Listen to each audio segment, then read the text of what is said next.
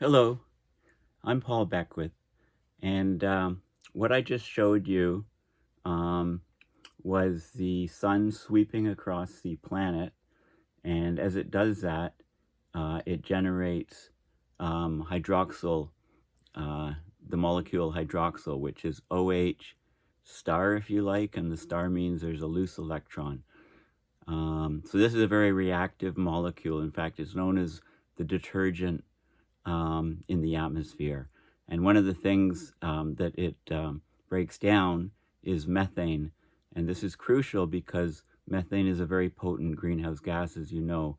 In fact, on a 100-year time scale, the global warming potential relative to, so the warming of methane per molecule relative to CO2 is 36 times over a 100-year time scale. But a more pertinent, relevant time scale is 20 years, and the methane global warming potential is 86 times. And if you take it down to just a year or two, when the methane is initially released, it's released in large concentrations in the Arctic, for example, from permafrost thaw or methane clathrates, then the global warming potential relative to the warming relative to CO2 on a molecule by molecule basis is more like 150 to 200 times. Methane has been on a tear recently. It stalled out between about 2000, 2007, and then it's been rapidly rising since. Something up to about maybe 10 parts per billion per year, something like that. But in the last few years, it's increased in the atmosphere about 15 parts per billion in both last year and the year before. So this is very concerning because this adds a large component to global warming. I mean, overall methane is maybe a third of the warming that CO2 is, but if if the increase in methane continues to accelerate at a faster rate than CO2, then methane will become even more of a big concern. So people originally thought that as the methane concentrations increase, it would use up the OH star in the atmosphere, and that would cause an even further increase. If the OH star reduced in the atmosphere, the methane lifetime would be longer, and therefore the global warming potential would be larger than the values that are quoted. So there has been some uncertainty in these global warming potentials over the years, as you know, and the numbers are always revised in the Intergovernmental Panel on Climate Change. If you see 100-year global warming potential of methane being 20 to 25, that's not current information. It's 34 times, like I said. Okay, so I'm going to go in and show you some of the peer-reviewed papers and the latest science on the hydroxyl, the hydroxyl radical in the atmosphere, which is the detergent of the atmosphere. Okay, so I'll just swing you back here. Okay, so let's look at what's going on in more detail here. And what you can see is, so the sun, this is the sun tracking across the Earth during one day. And of course the sun rises in the east and sets in the west, so it's going the right direction. And what you can see is where the sun is, it initiates these chemical reactions, primary being the photons of the sun incoming, if they're of a short enough wavelength, less than about 338 nanometers, which is in the ultraviolet, they will break apart the ozone, the O3, and the troposphere, and that initiates the process. You end up getting the OH star produced. If there's lots of NO, nitrogen oxide, NO, or NO2, then that combines in the reaction and increases the amount of OH that is produced. That's why the levels are very, very high over continents where there's a lot of production of the nitrous oxide, NOx in general, which is NO or N2O, NO2 rather. Okay, so anyway, I'll get back to here in a minute.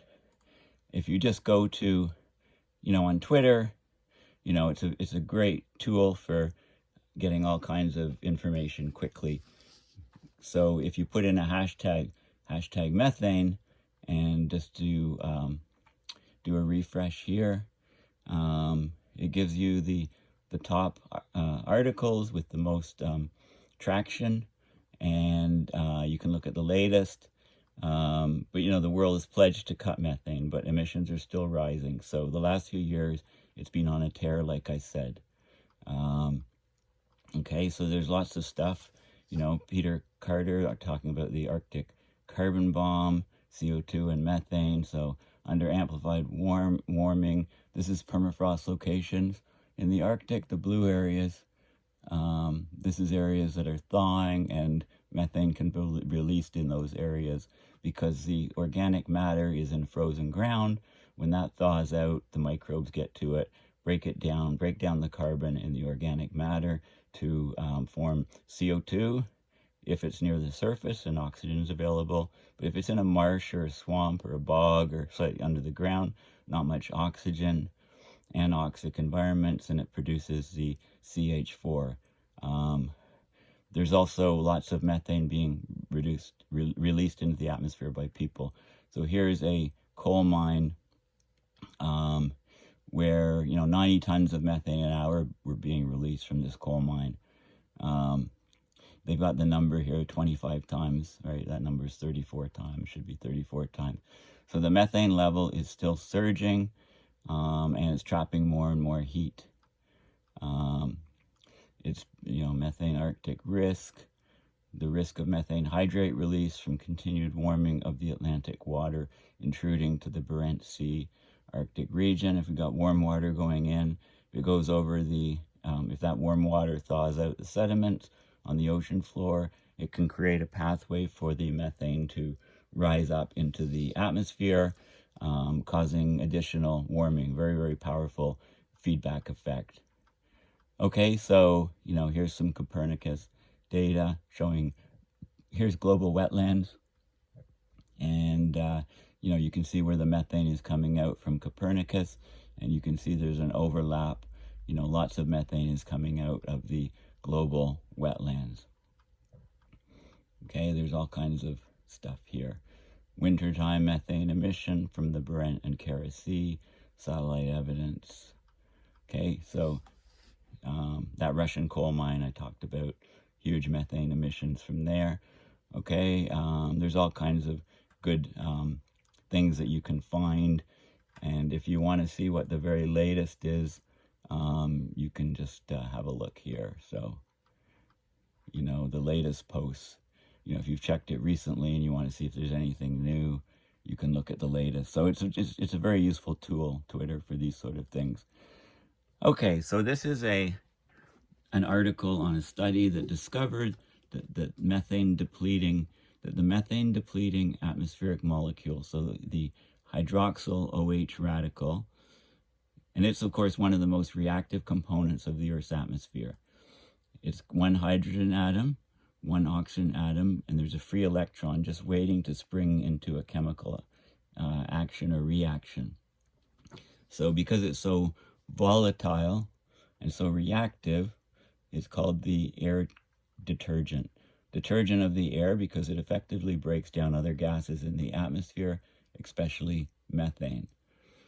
So of course methane is a product of various processes on Earth, decomposition and oxidation, burning reactions. It's a byproduct of agriculture, fossil fuel activity. One of the most powerful greenhouse gases, 84 times more potent than carbon dioxide.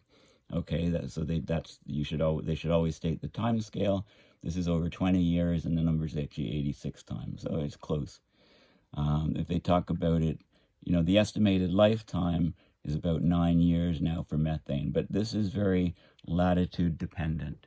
Okay, if there's lots of OH star, the OH radical, which there is at the equator, then it breaks apart methane very quickly.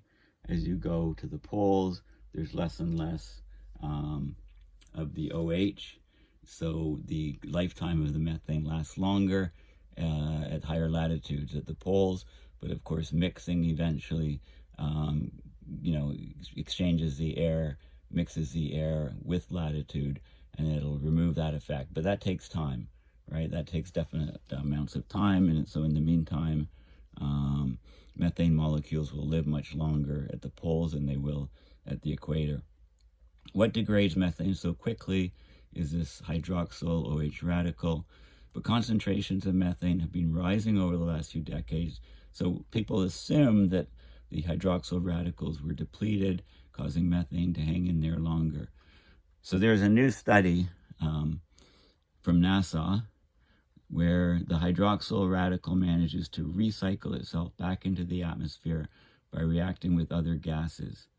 Okay, so this study used satellite observations of atmospheric gases from 1980 to 2015, included them in a computer model, simulated the possible sources of atmospheric OH. They found that the OH breaks down methane, but then reaction products from this react with the nitrogen oxides and reforms OH again. So OH is used up and then OH is formed. Okay, so I showed you this animated map showing global primary production of OH, and you can see again as the sun sweeps across, you get a distribution of OH being produced. So methane molecules that are in this region will be depleted quickly because of the presence of OH. And if there's not methane there, the OH will react with other things and be used up. Okay, so when you have ultraviolet light reacting with water vapor and ozone, then it produces the OH. Okay, so there's an effect of the world's tropical zones. So the tropics are expanding.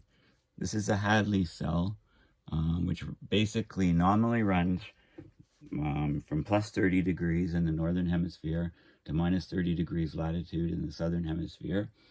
Okay, now because of increasing temperatures and changing air circulation patterns, tropics are expanding. Okay, so when they expand, there's more water vapor and UV radiation, creating more hydroxyl radicals. So they're abundant in the tropics. With a tropic expanding, you'd expect more OH. Okay, the expansion of the Hadley cell is slow and modest. It's 0.5 to 1 degree in latitude every 10 years. Okay, so that's another, so this is a new finding that wasn't included in the previous models. Most models predict a feedback effect between OH and methane. In the reaction of OH with methane, OH is also removed. The increase in NO2 and other sources of OH, such as ozone, cancel out this unexpected effect. So the levels of OH, the integrated levels of OH in the atmosphere, have not changed that much, even though methane is on a tear upwards in concentration in the atmosphere. Okay, so this has a huge impact on, will methane concentrations continue rising in the future? The answer is yes. And how much? Well, if there was a depletion of OH, the rise would be huge. So because there's not really a depletion of OH, the rise is due to many other factors, mostly anthropogenic emissions. Okay, so this is the article. This is a picture I showed you at the beginning. It talks about what OH, the hydroxyl OH radical is. So it's got, one hydrogen, one oxygen with a free electron. So sometimes you put OH star. It's one of the most reactive gases in the atmosphere, so it acts as a detergent, breaking down other gases. It's a main check on the concentration of methane. And of course, so the new research shows that it's recycling themselves, so this is good news. It's maintaining a steady atmospheric concentration even in the face of rising methane emissions. Okay, so it's good news, and it's crucial, of course, for determining the lifetime of methane.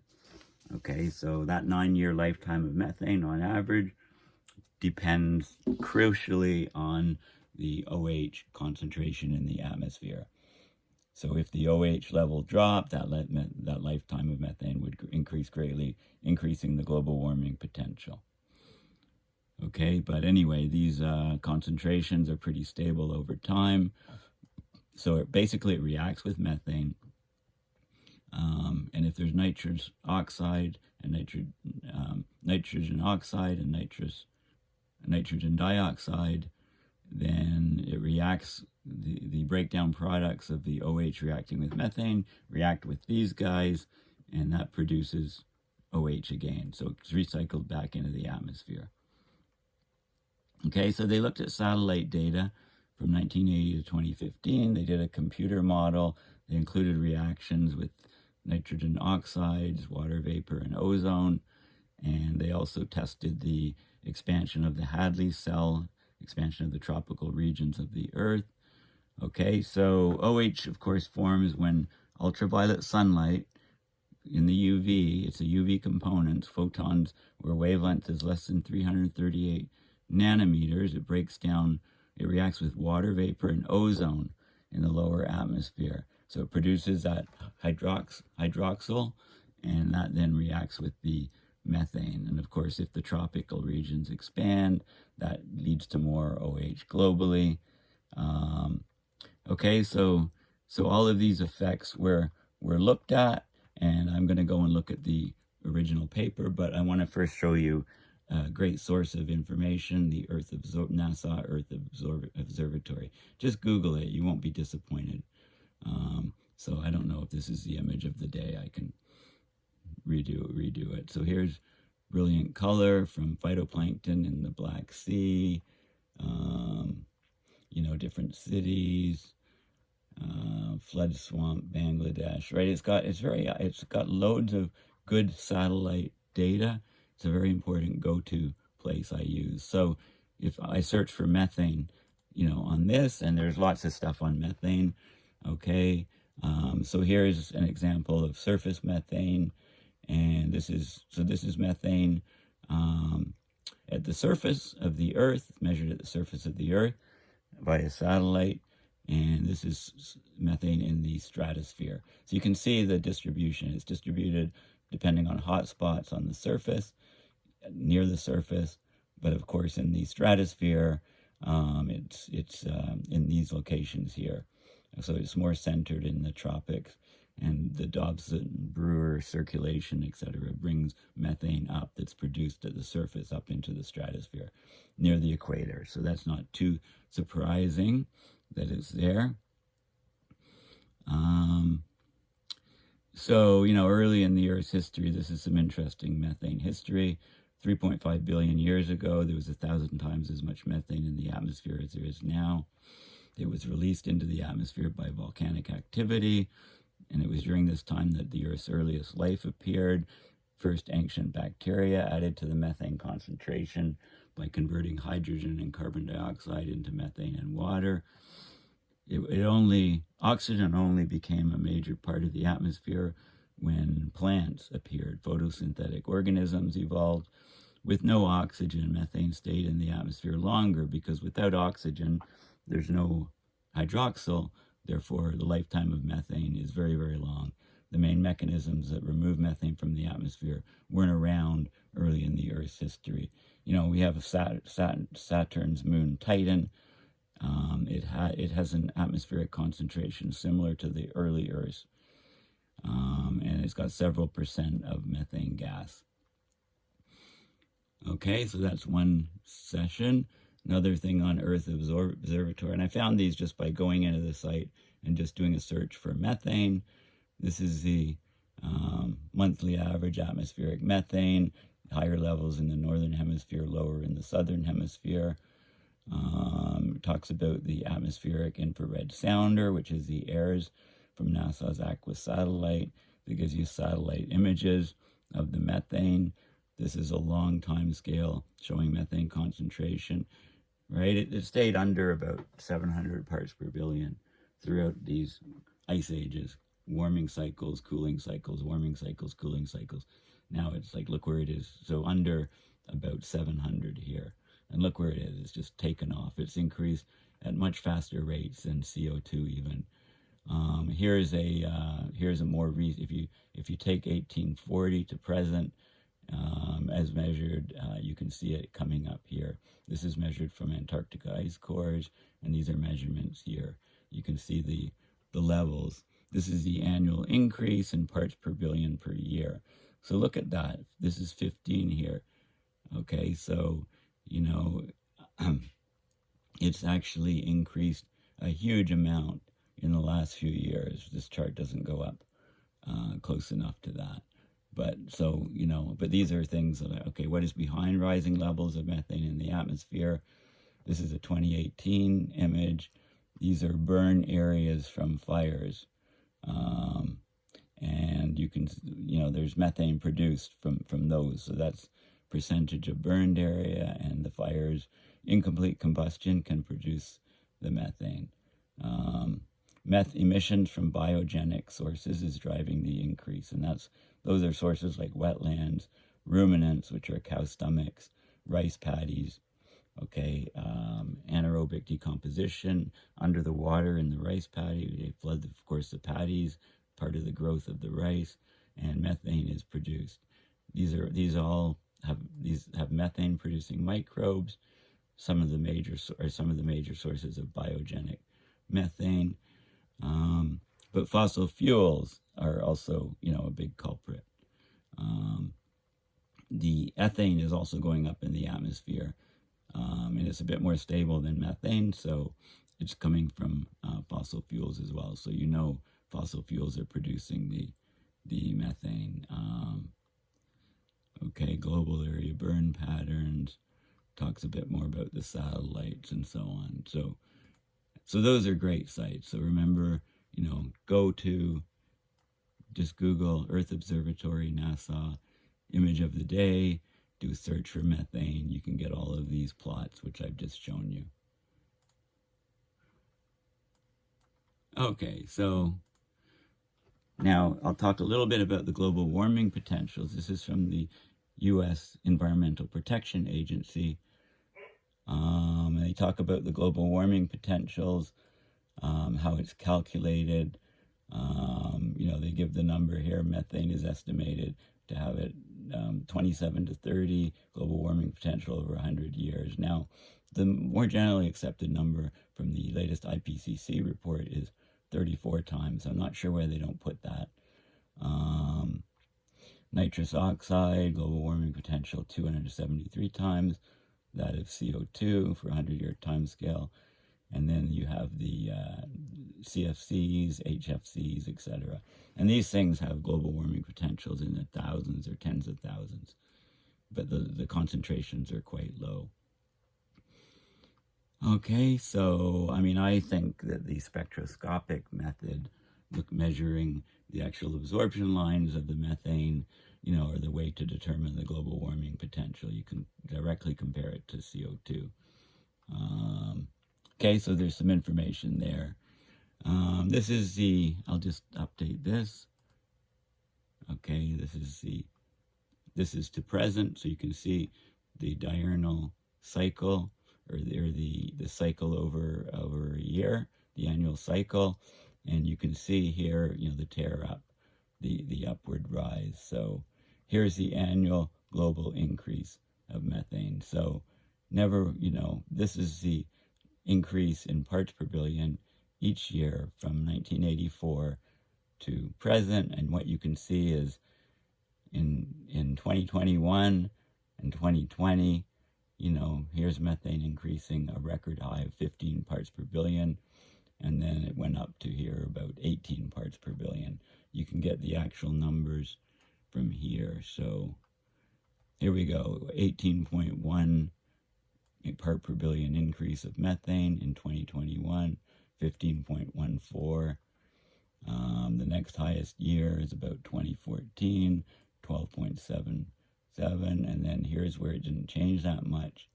You know, back in the early 1990s, it reached almost 15. It reached 14.05. Okay, but nothing like these numbers that we're seeing. You know, this is work out the percentage increase. These are huge numbers in the last few years for methane, 2020 and 2021. So it's on a tear. How do you find this data? Just look at the Global Monitoring Laboratory, Earth Systems Research Laboratories, greenhouse gas trends, and you can get the trends in CO2, methane, nitrous oxide, and SF6, which has a very high global warming potential. Okay, so this is a paper talking about how global tropospheric hydroxyl is expected to change as a result of climate change, and they've looked at how it's changed over the last several decades. So it's tropospheric OH tropospheric, which reacts with methane and breaks it down. The key points, the trends in OH between 1980 and 2015 were modeled using the observed ozone column, the water vapor in the atmosphere, the methane in the atmosphere, the model simulated NOx, which is a combination of NO and NO2, and the width of the Hadley cell, which is expanding. Most of the expected, okay, so the reaction with methane, CH4, causes a big decline in OH, but it turns out that that decline is mostly offset by increases in OH due to reactions with H2O, NOx, the column ozone, O3, and tropical widening. And these are in order of impact, so these are the highest effects. Okay, so, you know, a lot of details I'm not going to go into, otherwise I could be talking forever. This paper is open source, so just Google the title, free access, just have a look at it if you want to get more details. I'll just talk about the highlights.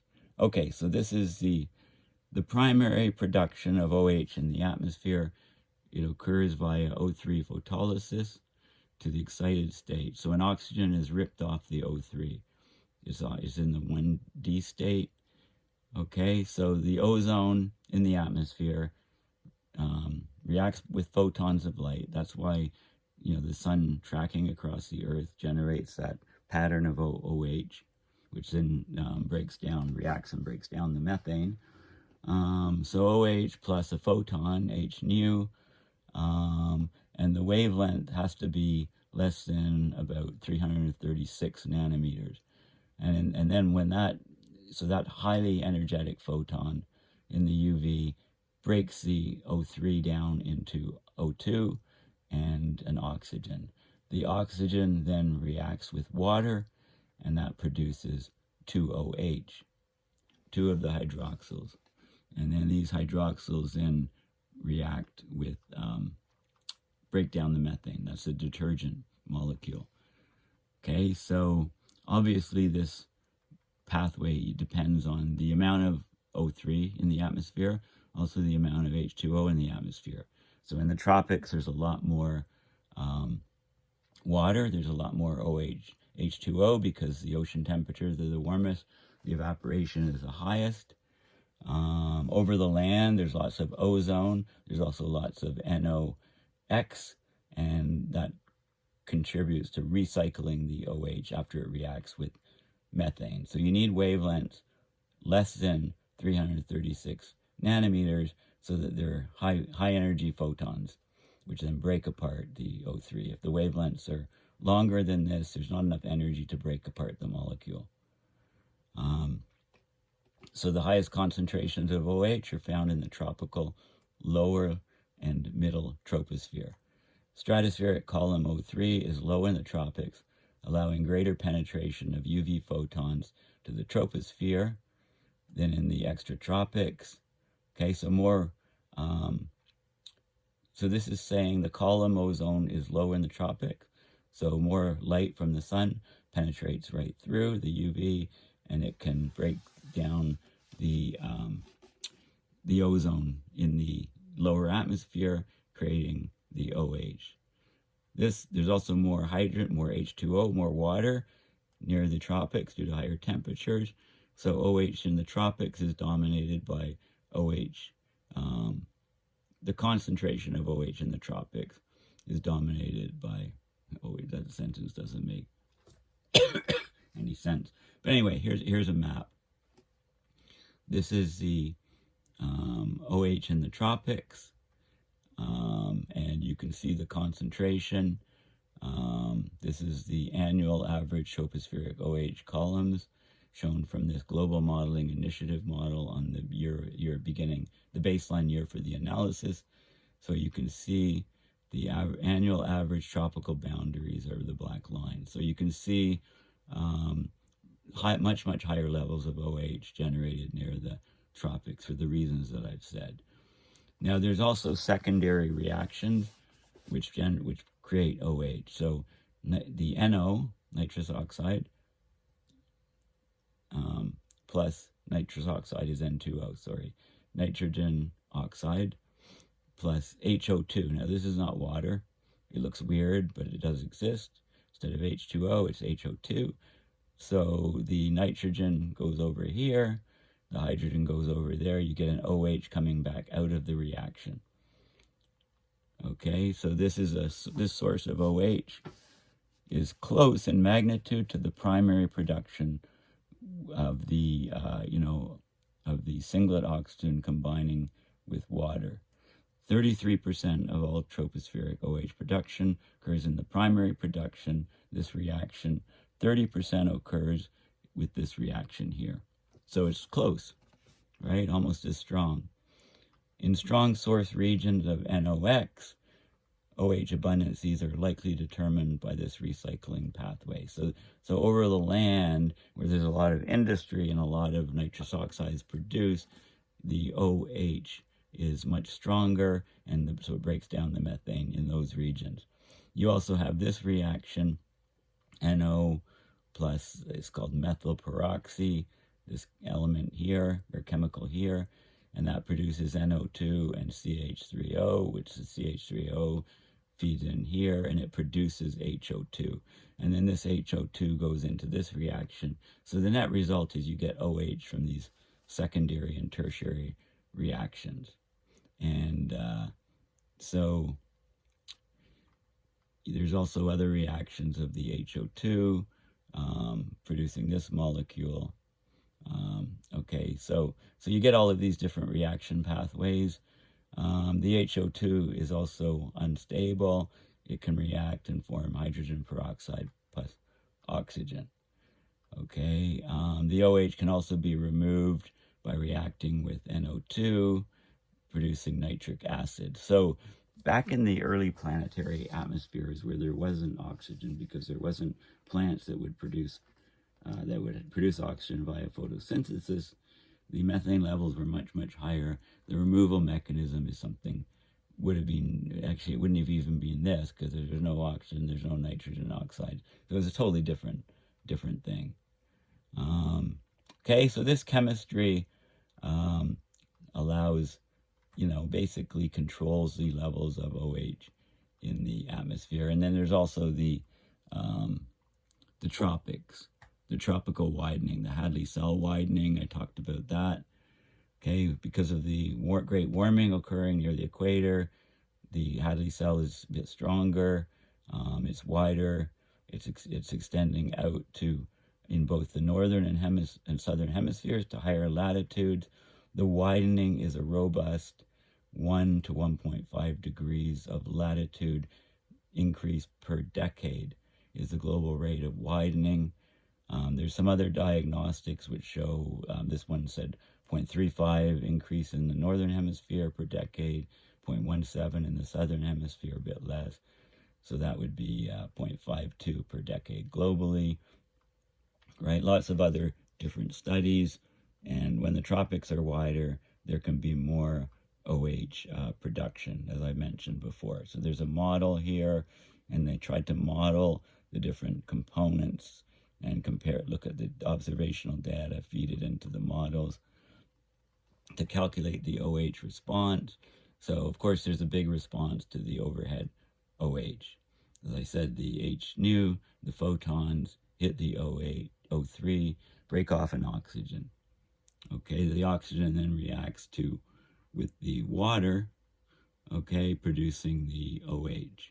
Okay, so you need both of those components, and then it breaks down and reacts with methane and breaks it down.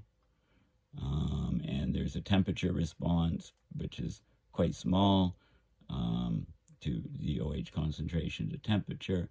There's a bigger response to NOx because the OH is recycled. It comes out of the end reaction to be reused, again, to break down more methane. Okay, so, and then the tropical expansion has a small effect, but it is an effect which is not considered in any of the models. And if you look at the data, so this is sine of the latitude. So this is the equator. This is the North Pole, South Pole. First, the altitude. This is the OH. This is the altitude of the tropopause. Okay, the division line between the troposphere and the stratosphere. This altitude is the red line. So it goes up to about, what's that? 16 and a half kilometers at the equator, and it drops well below, on average over the whole planet, it's about 11 kilometers high. There's 10, so that divide. It's distorted because it's a sine function here. It looks like a lot more is above 11. But you can see it's very, very low. This is 5 kilometers. It's very, very low in the Arctic and Antarctic. And then what this is showing is the OH column is the black. The black solid line is the OH. Excuse me.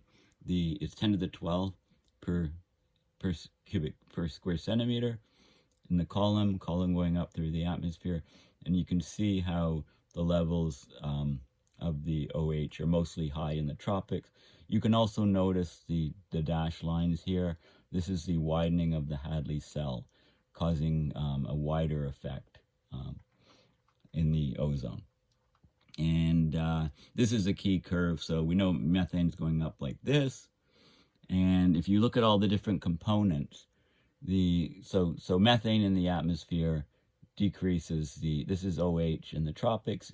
It's used up, goes from 1.25. This is 1980 to 2016 or so. It's used up. The ozone, the OH in the tropics drops because of the reactions with methane. But then there's all these other effects happening. So this is the H2O effect. Tropical widening is a slight increase in the blue line here. This is the O3 ozone levels, and then the NOx levels. So when you add all of these things up, basically all of these things here almost cancel out the methane drop here. So the the level of the hydroxyl radical, this is the 0 line, it's pretty stable. It hasn't dropped that much. It's dropped a little bit, but it hasn't changed that much. Okay, this is some more data, and is there a table in here? Or, very detailed paper. Yeah, there's the effect of the OH from methane, a drop, temperature, not much effect, increase of water vapor, so it's increased. The ozone, overhead ozone, the column ozone, the nitrogen NOx effect, and the Hadley cell expansion. Okay, so the total trend is much lower than it would be if all of these things didn't help cancel some of it out. Okay, so one way to remove more methane from the atmosphere would be if we could generate more OH, right? Clearly, you can get a lot of interesting things from this paper. The word actinic, okay, that was in this paper at the very beginning, and I find that if I don't understand a word, where is it? they talk about the actinic. It was used to describe the photons that would react with the OH. I don't see the word in here, but you can just highlight it and search for its meaning. And it just means it's light able to cause photochemical reactions, as in photography. Okay, so it has to be a significantly short wavelength or ultraviolet component, and then it can break apart molecules because the photon energy is very high. Shorter the wavelength, higher the energy, E equals h nu over equals h nu, or hc over lambda. Shorter lambda is, shorter the wavelength, the higher the energy of the photon. Okay, here's another, this is on the NASA site about the greenhouse gas detergent recycling in the atmosphere, and it shows a little bit more detail. You can see, okay, so this is the parts per thousand of OH primary production over a 24 period, okay, tracking the sun, and you can see the high areas over the continents is where there's lots of industry or farming. There's lots of the nitrous oxides and the ozone, lots of ozone in the column. And what you, so the higher levels of OH over populated land are likely from OH recycling in the presence of NO and NO2, which are common pollutants from cars and industry. Okay, and then it goes, I've talked about most of the other content. This is a study. There's more and more work being done to try to map out point sources of emissions, because, you know, it follows a law, like 80% of the emissions or whatever come from 20% of the industry. So if we hit the worst offenders, if we monitor it all from space and bring in tough regulation to force the worst emitters of methane to cut it back, we can have make a big dent on anthropogenic methane emissions. So this is a couple images here, you know, this is expanded. This is methane being released in a plume here, and, you know, high levels of methane. Okay, there's a methane source finder map, and you can go through it all and see where the big sources are for the U.S. A third of California's methane is traced to just a few super emitters. Okay, so it explains the team identified 550 point sources emitting plumes of highly concentrated methane. 10% of these sources, considered super emitters, contributed the majority of the emissions detected. Okay, so data like this can help us go after the sources and greatly reduce it, which is very important to do. So here's a Nature paper on the California methane super emitters. Now, methane removal from the air, people are looking at all different types of different ways of doing it, and I'm just going to briefly touch on a few of them, not in great detail. You know, turning methane into CO2 could help us fight climate change, of course, because the concentrations in the atmosphere, you know, for CO2, 420 plus odd parts per million, whereas the methane is more like 2 parts per million, which right, there are 2,000, you know, parts per billion odd. So that, you know, there's a huge difference in the scale. So if we convert a methane molecule into a CO2 molecule, the global warming potential is now 1 for the CO2, whereas for methane, you know, if it's on a few year time scale, it can be 150 or 200 times. So you get a big gain from that. So they talk about using, I think they show the methane budget, and they propose using things like zeolites, something to oxidize the methane to produce CO2. So they show the carbon engineering fans here. They used a chemical solution which the air would go through, be blown through, pass over through a solution. CO2 would be removed, and then, you know, you take that liquid and you heat it up in a controlled environment, and the CO2 comes out, and you extract that CO2 and then reuse it. There's different catalysts called zeolites, which have a porous molecular structure, and they can act as a sponge to soak up methane and break it apart. So they're looking at all of these different things. I'll just talk about a few more here. If you Google, go to Google Scholar, right? This is just getting the scientific papers, and lots of them are open source. So look at hydroxyl removal of methane, and you come up with, I've talked about this paper, Perspectives on Removal of Atmospheric Methane is one paper I'd recommend. Then there's Atmospheric Methane Removal, a Research Agenda, what we can do, sort of a review paper of all the method. This is my favorite horse to remove methane. It's a nature-based negative emissions technology that can remove atmospheric methane and other greenhouse gases. This is using iron salt aerosols. Look at these are some of the key authors in these papers. They're doing a lot of work in this, and I think this is probably the most promising way. And I've talked about this in the past. Is the destruction or removal of atmospheric methane a worthwhile option? Well, clearly, because it's, methane is rising really, really fast. Here they got the 86 number. 1 gram of methane is equivalent to 86 grams of CO2 for global warming potential. 86. And it's 34 over 100 years. Okay, over 100 years it's 34. Over 20 years it's 86. There you go. So finally somebody gets this number right.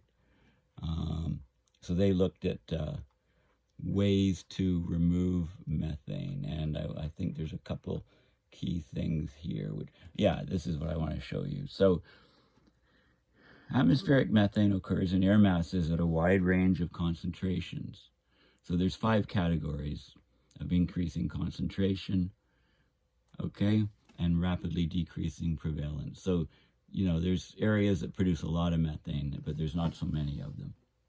So ambient air, background air, the environment around us, stuff we breathe, around 1.9 ppm of methane. It's available anywhere on the planet. It's about 0.1 higher in the northern hemisphere than in the southern hemisphere. Okay, so that's one way, direct air capture, removing methane. This is very tough because the methane is a trace gas. Then you can have methane-enriched air around 10 ppm.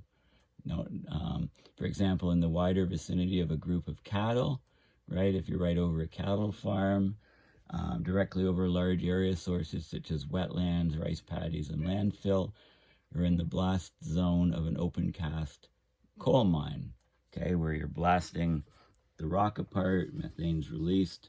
You can have about 10 ppm in the atmosphere in those regions. High methane air, around 100 ppm, above a tank of manure, above feeding troughs in a barn holding a herd of dairy cattle. Okay, very high methane air, 1,000 ppm, near a gas field dewatering installation or a leaky air compressor. And here you go. If you go to near explosive air, 1% methane. So 1 or 2% of methane can spontaneously explode. So those Siberian sinkholes reach those sort of levels of methane in the air and then self-ignite, causing explosions, blowing out, forming these huge sinkholes like craters in Siberia. That's from the permafrost. So there's near explosive air, 1% methane, near a deliberately venting oil field installation, leaking gas distribution, or landfill gas extraction pipe, etc. So this is a huge problem, of course. With a big leak, the whole thing can self-ignite. Okay, so those are the key factors that they looked at. They looked at the energy to extract methane, and they looked at the different methane removal methods, so the whole atmosphere method, direct air capture, etc. Big fans, lots of energy to do it. Thermal catalytic oxidation to break down the methane using metal catalysts. Photocatalytic, so using the sun or photons, UV, to mimic the natural atmospheric process that oxidizes CH4. So obviously if you can produce the OH star, right? Then you can react that with the methane to remove it.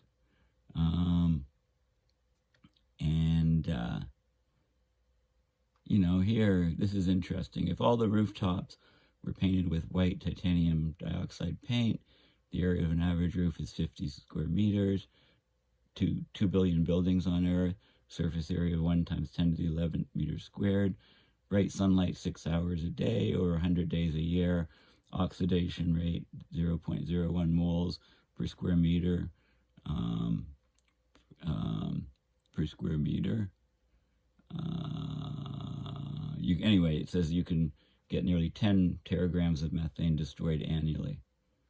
For comparison, the year-on-end methane increase in 2020 was roughly 40 teragrams.